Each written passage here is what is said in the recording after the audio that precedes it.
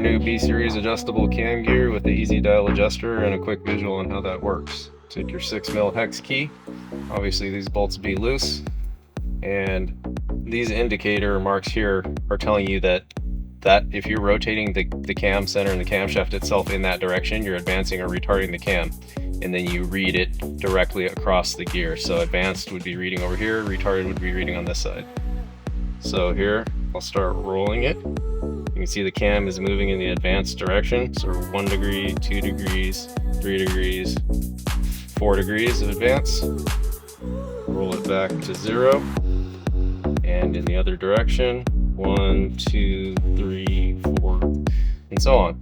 Once you're done, tighten your bolts, you're good to go.